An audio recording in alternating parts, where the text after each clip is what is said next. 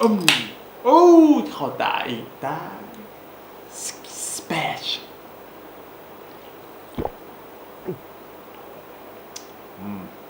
โซดามะนาวบ่แม่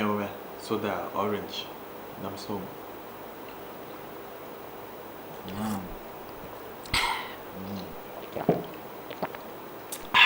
สบายดีมูเพื่อนทุกคนยินดีต้อนรับเข้าสู่รายการ Reaction วันนี้เนาะมาพบข่าวเจ้าเส้นเดือนเส้นเคยเนาะก่อนเจมินา PK ฮะแล้วมื้อนี้ก็มีผลงานเพลงมาเฮ็ด Reaction อีกแล้วชื่อว่าเพลงหลับตาแล้วเดินหน้าต่อของ Illslick Legendary เฮานี่เอง R&B เนาะซึ่งวันที่เป็นเท่าใดนั้นเฮามาครับชมพร้อมกันเลยโอเค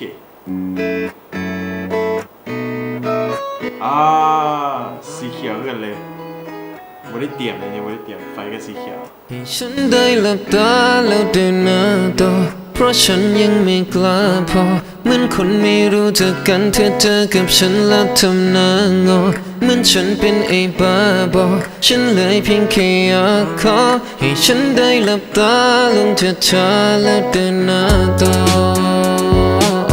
แค่เพียงอึดใจก็พอวิสกูบัตนำยุ่แสวะโคตรต่างประเทศเลยสกูบัตซีเรียโอ้อันนี้จริงหน้าตาในเอวีกับโคตรอินเตอร์เลยเนาะคนนี้ก็ได้เธอขอให้ฉันหลับตาแล้วเดินหน้าต่อแค่เพียงอึดใจก็พอขอเธอจงได้โปรดฉันรอคอยแค่โชคชะตาปาฏิหาริย์แดนสนธยาและเธอคงทำได้แค่เพียงยิ้มไม่สนเพราะคนจะลาเธอและเขาทำฉันประมาทแม้เราไม่ได้สนทนาเธอทำฉันนั้นน่าจะใช่เมื่อตอนเธอมาเธอบอกไม่อยากให้ใครคนอื่นได้รู้I'm too shyแต่ฉันก็ยังรักเธอแม้ใครจะว่าเธอดูร้ายเปลี่ยนเขาเป็นคนแบบนี้เกมพลิกโถผู้ชายคนนั้นยอมได้แน่เดี๋ยววะจิวไว้นะว่าเขาเป็นผู้ชายสมัยใหม่ออปชั่นมีตั้งเลือกให้มากหลายอย่าสู้ไปเฮ็ดคือ MV เด็ดขาดอย่าสู้ไปเฮ็ดจังซั่นบ่เฮ็ดแต่ว่าเพลงม่วนเนาะแบบ R&B แบบฟังเพลินดีแล้วม่วนอยู่แล้วเนาะ Illslick เนาะเขาก็เป็นคนหนึ่งที่มาฟังเพลง Illslick let's go ต่อไปเพลอมั่นใจเหลือเกินไม่ดูถึงขวาหรือดูซ้ายต้องทำเหมือนไม่รู้จักฉันทำได้แค่นี้ดูได้ให้ฉันได้หลับตาแล้วเดินหน้าต่อเพราะฉันยังไม่กล้าพอเหมือนคนไม่รู้จักกันเธอกับฉันแล้วทำหน้างอเหมือนฉันเป็นไอ้บ้าบอฉันเลยเพียงแค่อยากขอให้ฉันได้หลับตาลงช้าๆแล้วเดินหน้าต่อแค่เพียงอึดใจก็พอ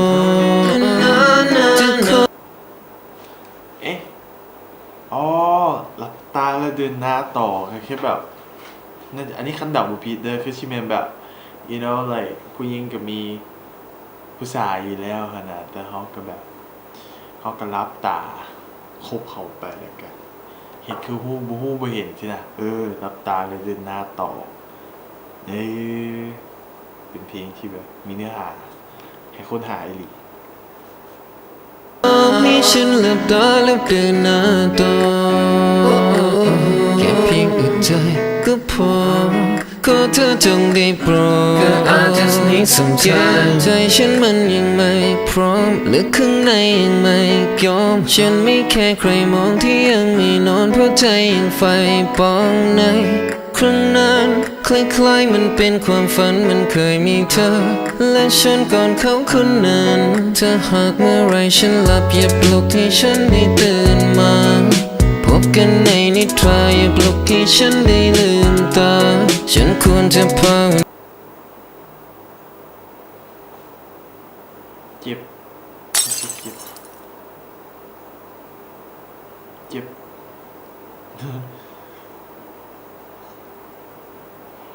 น่าได้โปรดอย่ารักคนอื่นนะแต่แล้วต้องเตือนตัวเองทั้งหมดนี้ฉันแค่ยืมมาให้ฉันได้หลับตาแล้วเดินหน้าต่อเพราะฉันยังไม่ กล้าพอเหมือนคนไม่รู้จักกันเธอเจอกับฉันแล้วทำหน้างอนเหมือนฉันเป็นไอ้บ้าบอฉันเลยเพียงแค่อยากขอให้ฉันได้หลับตาลงช้าๆแล้วเดินหน้าต่อแค่เพียงแต่ใจก็พอเธอขอให้ฉันหลับตาแล้วเดินหน้าต่อแค่เพียงแต่ใจก็พอขอเธอจงได้โปรด yeah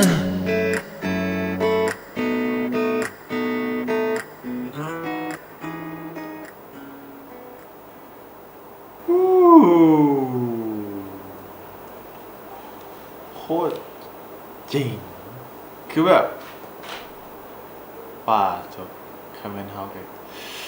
คดีนิสฟาแม่งก็คือชีแม่กัดฟันสู้คือแบบแม่งเป็นความรู้สึกที่แบดเขาคือแบบแค่ฟังเสียงเพลงกับรู้สึกแบบว่าซื่ออารมณ์ได้ดีขนาดคือแบบเขาอินกับเพลงขนาดคือแบบเขารู้สึกคือแบบเขาไปอยู่ในจุดนั้นนะได้ว่าแล้ว MV เนาะสถานที่ทุกทีแบบโคตรเจ๋งคือแบบคืออยู่ต่างประเทศนะคือว่ามันอยู่ไทยอยู่เนี่ยไปสิละแต่บ่ฮู้ว่ามันเป็นแบบซีนที่จัดขึ้นมาบ่หรือว่าเป็นห้างแท้เนาะเขาเป็นห้างแท้กะโอ้อยากฮู้สถานที่ไปเมืองไทยจะได้ไปลองสินะแย่คักหลาย MV Il Slick เนาะของเพลง Il Slick เนาะรับตาแล้วเดินหน้าต่อมาฟังช่วงสุดท้ายนี่แล้วก็เลยรู้สึกว่ามันเป็นคือแบบความสัมพันธ์ที่แบบอาจจะเลิกกับผู้เก่าแล้วผู้เก่ามีใหม่บ่ดูผู้เอียงขนาดอียงแบบนี้นะเนาะพอเฮาฟังแต่เนื้อมันจะเป็นแบบบ่เข้าใจ100%เนาะแต่เบิ่งจนจบมันจะแนวเข้าใจเนื้อเรื่องนะถือว่าคักหลายเฮ็ดให้ผู้ฟังอินเนาะthank you สำหรับผู้ใดที่มักreaction เพลงนี้เนาะเป็นเพลงสบายๆของ Il Slick เนาะก็อย่าลืมกดไลค์กดแชร์กด subscribe แล้วก็กดกระดิ่งเนาะเพราะว่าเฮาบ่ฮู้ว่าเพลงใหม่ที่เขาจะเอามา reaction มันจะเป็นมื้อใดฉะนั้นแล้วกดกระดิ่งไว้เขาจะบ่พลาดคลิปใหม่เนาะแล้วก็ฝากเพลงไว้ให้ไปฟังนำเนาะชื่อว่าเพลงเสือห้องไห้เนาะอยู่ซาวคลาวกดเข้าไปฟัง